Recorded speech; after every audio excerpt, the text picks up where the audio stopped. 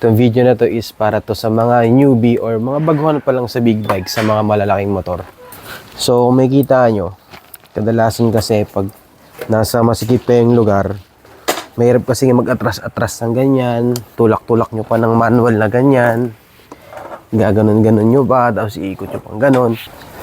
O, diba? Nahihirapan na nga ako. Meron akong konting ituturong technique paano iikot yung bike natin ng mas mabilis. Lalo na dito sa CB650R. Diba ganyan siya? So, normally, nandito kayo sa side na to. Sa left side. Kasi nandito yung side stand. Diba? So, nandito yung side stand. Nandito kayo sa left side ng motor nyo. Eh, dumanap kayo ng matigas na part. Pwede yung foot peg. Ito kasi wala nang foot peg to ng passenger eh. Tinanggal ko na. So, humanap kayo ng matigas na bagay dito sa kabilang side.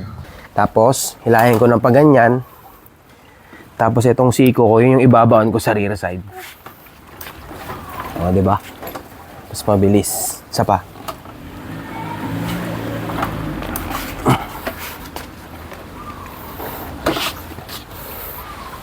Isa pa.